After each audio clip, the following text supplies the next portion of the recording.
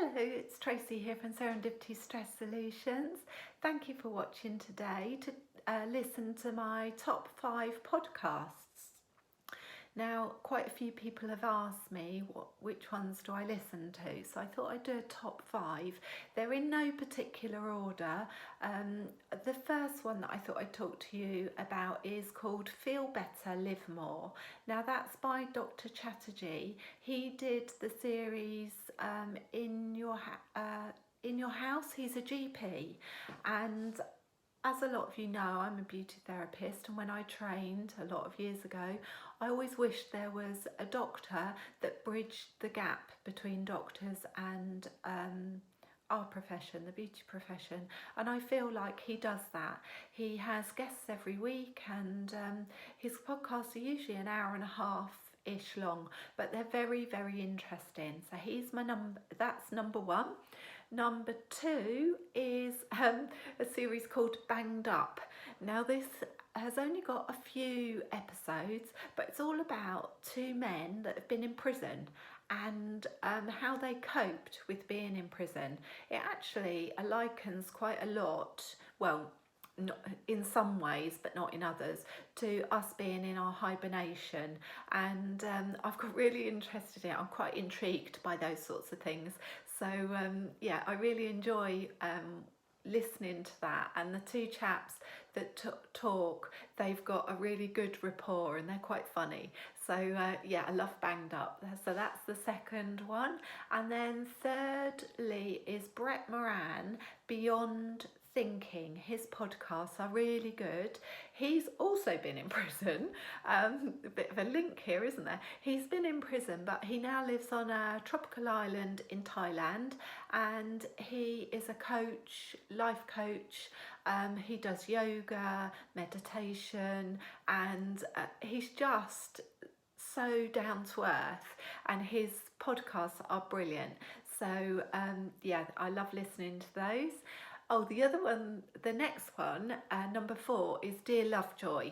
Now this is Tim Lovejoy. He's on the telly at the weekend. Can't remember the name of the programme, but he has been doing his podcast for some time now, and it used to be a mailbag edition, and now every week it tends to be he's got a special guest. So they're really funny. Him and Mark have a good rapport, and they've been really funny just recently with the COVID-19. He's got his twin daughters there that are teenagers. I think they're sort of 19, 20, 18, 19, around there, and he has little Jamie, who's only about 7 or 8, and they've been talking about life in lockdown with their dad, and the teenagers really do make it funny, like the way they talk to their dad. It's like a normal family, but it does make you laugh. It's really good. So that's well worth a listen.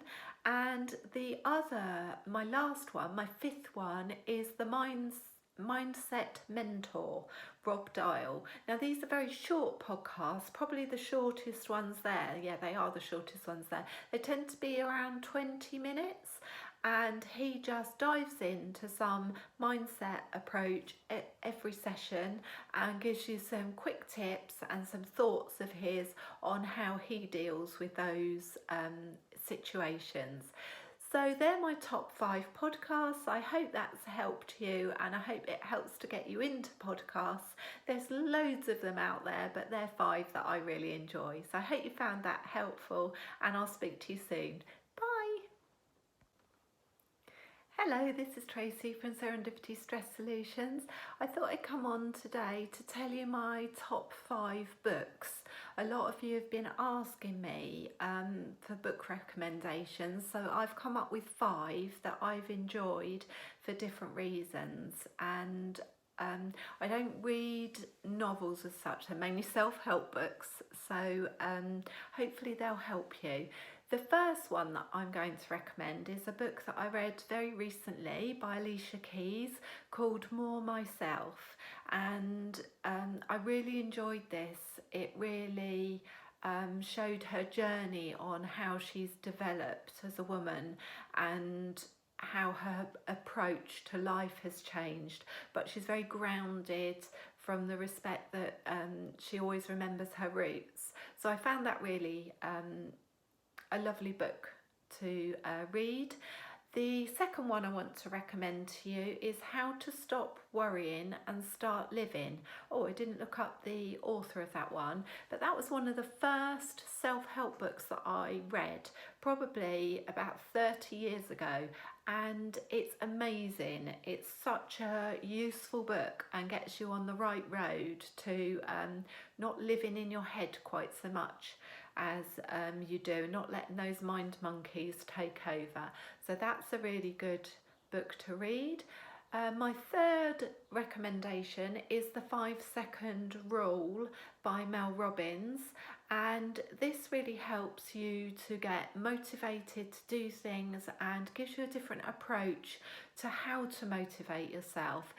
I won't tell you about the story too much because obviously she tells you that in the book, but it has really helped me to get up and out and on with things and motivate myself really well since I've read that. So that really helps. That's the third one. And number 4 is Get Rich Lucky Bitch, it's called, by Denise Duffield Thomas. Now she has a great mindset with money, and the way she thinks about money resonates with me quite well. So I really like parts of this book, some parts not so much, but I think it's a really useful book to listen to or read, and certainly worth being on my list of 5. So that's number 4. And the last one, number 5, is The Secret by Rhonda Byron. Now, I read this a long time ago, probably at a similar time to the How to Stop Worrying and Start Living book. Now, The Secret is all about law of attraction and how, positive mindset attracts positive things. So she does take it quite far one way, but it is worth a read or a listen to, and there are some very useful things in that book. So that's my top 5 books for you. I hope you find that helpful, and maybe you'll listen to one or none of them, but hopefully that will help.